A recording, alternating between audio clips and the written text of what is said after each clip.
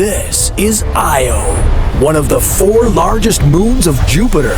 A terrifying, inhospitable world. It's got huge lakes of molten lava, bigger than an average city.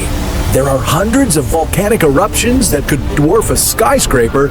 Oh, and its surface is constantly ripped apart by the gravitational force of Jupiter itself. Yeah, Io is an... You're sending me there, aren't you? Hey, I'm not done with the introduction. Can you wait a second? Oh yeah, sure, go ahead. So, yeah, not a place that's likely to get a 5-star review on TripAdvisor. I mean, could you even spend 5 seconds on Io? Here it comes. Well, luckily, you don't need to, because we're sending our team member Chase to explore this fiery hellscape. Sounds great. Fiery hellscape, almost certain death. What's not to like?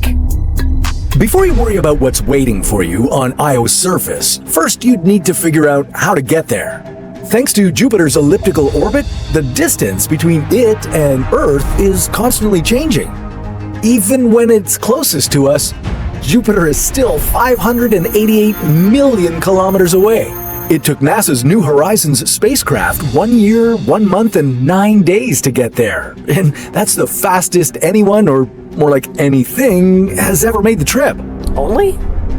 1 year is nothing for this trip, and New Horizons was an interplanetary space probe that didn't carry any humans on board. With all the extra stuff like life support systems and food supplies weighing the ship down, this trip would take a lot longer. You'd be looking at 2.5 years or so. Well, unless you're traveling at light speed, in which case it would take a speedy 33 minutes. Oh, okay, great. This ship travels at light speed, right, Rico? Assumption incorrect. I don't understand. Does it go at light speed? Negative. I'm not following you. This ship does not travel at light speed.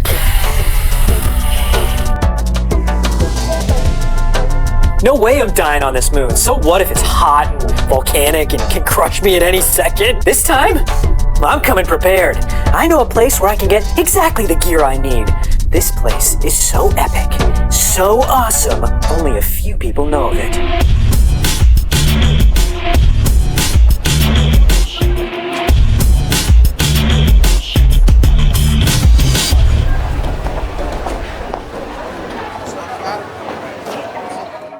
Now we're talking. I got this fire proximity suit over here to get close to the volcanoes. This bad boy's good for up to 1,000 degrees. I strongly advise against it. According to my calculations, fire proximity... Yeah. Nobody asked you, Rico. Just make yourself useful and, like, I don't know, set a course to Io or something.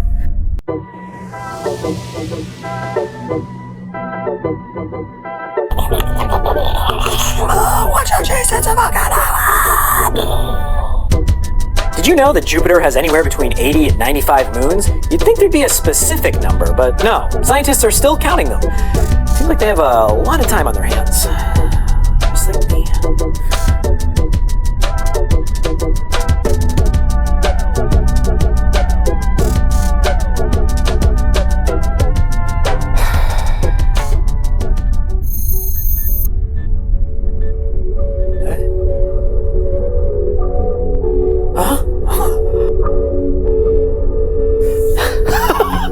I'm gonna guess that's Io! Finally! Correct. We arrived into the orbit of Io. Cool. Yo everyone, finally made it to the orbit of Io. I am beyond stoked. What are we waiting for, Rico? Land this puppy! Running pre-landing calculations.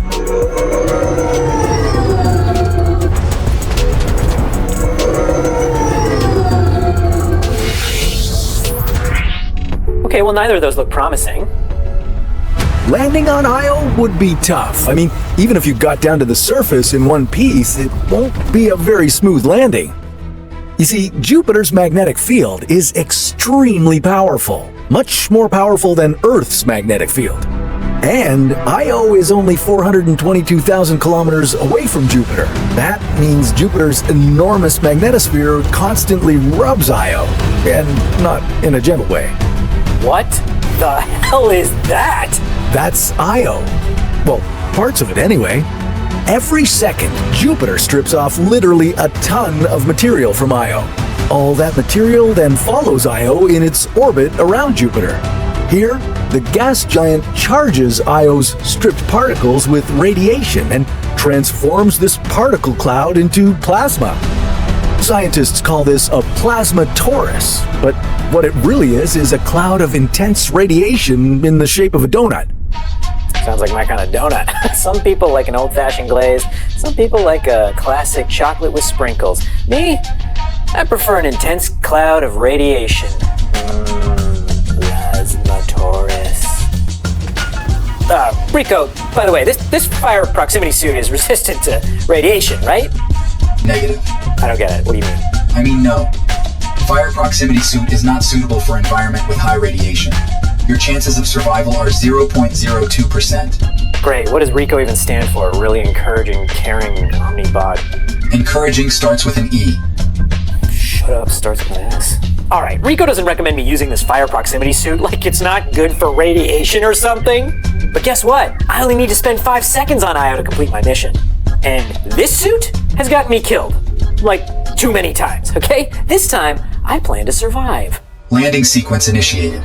Well, good luck making it to that constantly changing surface. Io's orbit cuts right across Jupiter's magnetic lines of force, and that basically turns Io into one massive ball-shaped electric generator with a serious amount of lightning in its upper atmosphere. Rico? This is crazy! I wish someone had shown me a simulation so I knew what to expect!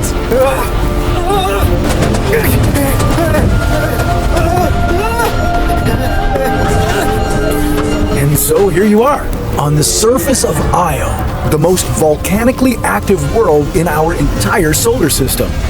Yeah, you're gonna run into a lot of volcanoes, hundreds of them, and these volcanoes are extremely active. Many of them shoot fountains of lava, dozens of kilometers into the air. This place sucks. Yikes, that was a rough landing. And what's up with all these volcanoes? Never seen anything like it. Literally, I have never seen anything like this. These are due to a constant gravitational pull. And it's not just because the biggest planet in the solar system happens to be right next door. Io's neighboring moons, Europa and Ganymede, are also pulling on it. Guys, I landed on Io, but there was a problem. Not gonna lie, it wasn't a smooth landing, but like Io has all these volcanoes and like lava lakes everywhere. There's all these tidal forces pulling and pulling on this thing. The surface of the moon is constantly changing. So honestly, guys, get in the comments, but like don't be too harsh on Rico for his like awful calculations. Like seriously, the worst trash bag calculations I've ever seen. Oh, Rico, you were here the whole time? Anyways, gotta change into my fire something suit. Get out there, gotta go fast. This ship is sinking. Warning. Temperature reading at 1,200 degrees Celsius. Io is a cold moon with average surface temperatures of minus 130 degrees Celsius. But around its countless volcanoes, the temperature can get as high as 1,600 degrees Celsius. What you really need is a good space helmet, and make sure those air filtration systems are working. The atmosphere of Io is primarily made out of sulfur, which isn't great if you're a fan of breathing. I do love breathing, but I also love this suit. It's so shiny. It's giving disco.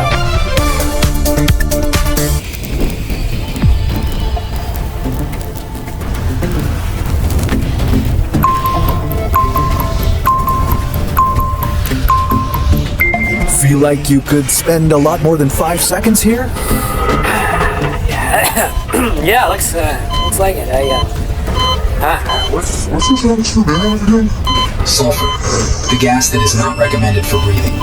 It makes your voice deeper.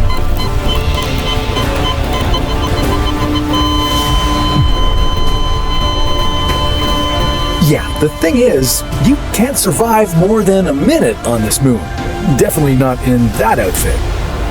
After just 30 seconds without proper protection from radiation and extreme temperatures, and without a good amount of oxygen to breathe, you'd lose consciousness.